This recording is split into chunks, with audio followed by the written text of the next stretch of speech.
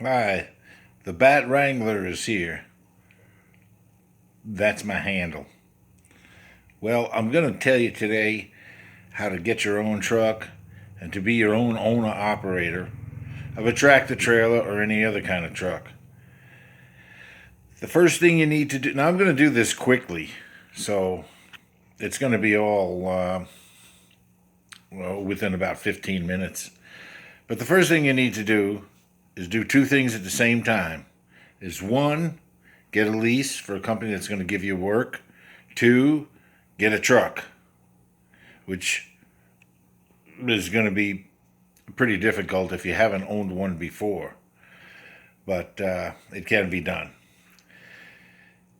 Getting financing, setting up, getting a truck, all that. Once you've got the two together, because sometimes a bank won't give you the money unless you have a lease.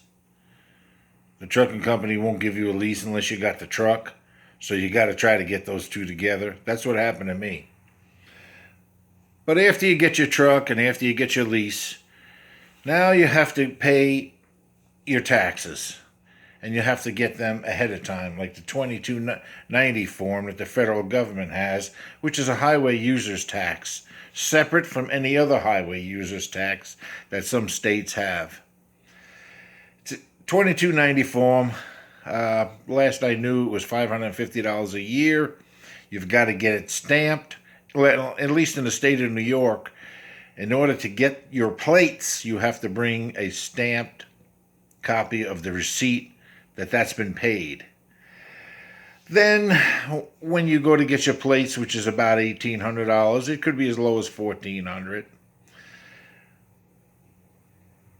You go to the DMV, which is the commercial department of the DMV. It could be a separate place than the regular DMV, and pay with a money order, the whole thing up front. Some states let you pay little at a time. New York doesn't. New York has a thing where you have to bring other proofs of insurance, proof of where you live. Throughout the years, they had some crazy things where you had to bring in a canceled bill of an electric bill or a telephone or landline bill, telephone landline bill, and so on, whatever their requirements are.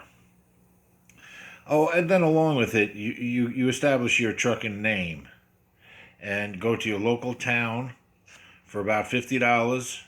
You register with them what your name of your trucking company is, and they will register you.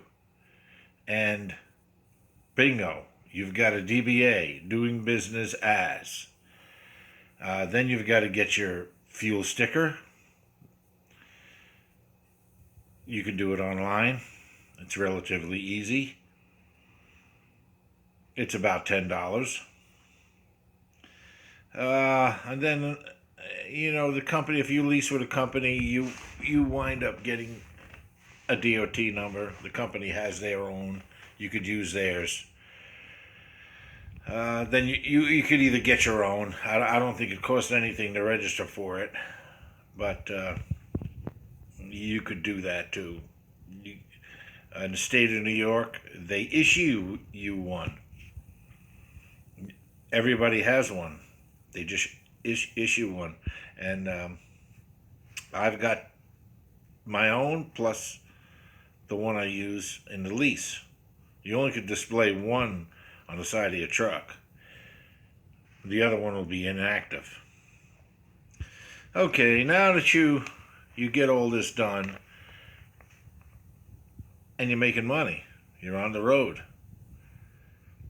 You've got tax deductions that you're allowed, lots of them. You're allowed a lot of money each day for just meals, which is a big part of it. If you stay in a hotel, you're allowed that.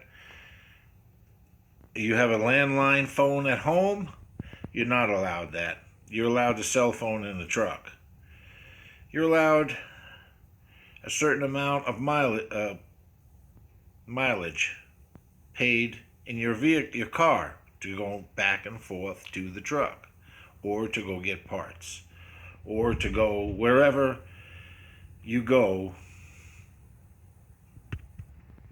that has something to do with the truck.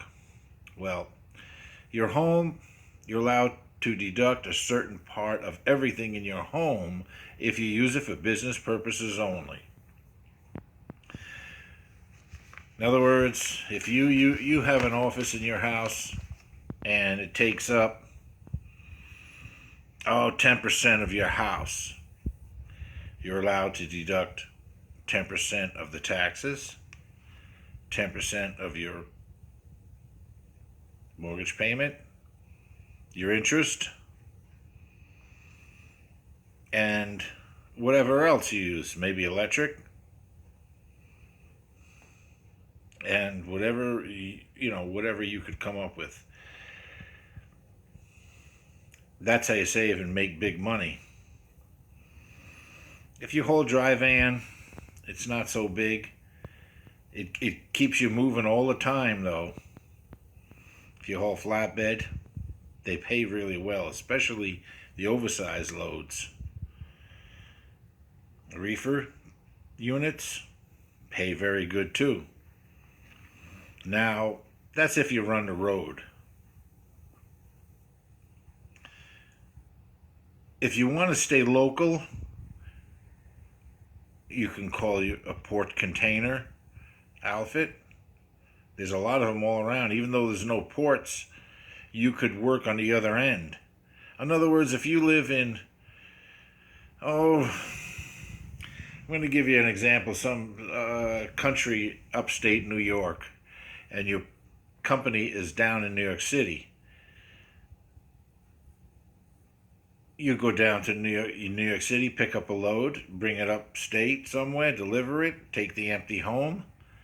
The next day or so, go back down to New York City or wherever, bring in the empty, pick up another load, go somewhere else, and so on and so on and so on. And that can be done. So that's a way to stay local. I did it for 30 years. I've been trucking for 42 years. I've done it all. And repairs, you become rich if you can fix your own truck. I fixed everything, rebuilt my own motors. Not towards the end, but in the beginning I did. But I did lots of stuff, man. I mean, you had to do stuff, or else if you didn't, it would cost you phenomenal amount of money. For instance, I was coming out of a terminal one day out into the street, and the glad hand broke off the trailer. The brakes came on. I was stuck in the middle of the street. A cop came up, said, if you don't move this thing in 30 minutes or so, I'm calling a tow truck. And it is very expensive if a policeman has to call a tow truck. Well, I had a spare glad hand. I had my wrenches. I jumped right on it. Presto, got it fixed. Moved it out of the way. That happened so many times. There was one time I was going down Interstate 10, Florida, and the airlines had dropped on the trailer and rubbed against the ground, and the brakes came on. I was loaded, and the truck, I was in the left lane, so I only was able to make it to the middle lane, and the truck came down to a complete stop in the middle lane of the interstate. A few minutes later, a policeman pulled behind me, which was great. I was able to get those airlines. I can't explain to you how I fixed them. I cut it where it rubbed the ground. I put a valve stem in between the two. I clamped it. I was able to get the truck and trailer off the road. Because if I didn't, they would have had to call two tow trucks. It would have probably cost $5,000 to get this thing off the road. I did it. Along with jailing up in the wintertime, getting stuck in the snow. I bring my own snow chains. I made up a little thing with a snow chain where I just use one chain. I can go on. I can tell you war stories forever. The main thing is get your hands dirty and fix that truck. If you don't, you'll be put out a service for small things and you can't fix it, carry a lot of parts with you, fix the truck. When I started, I didn't know how to fix things. I paid. But yet, everything I paid for, I learned how to fix it by watching a mechanic. Anyway, that's a basic thing about how to own your own tractor trailer. I had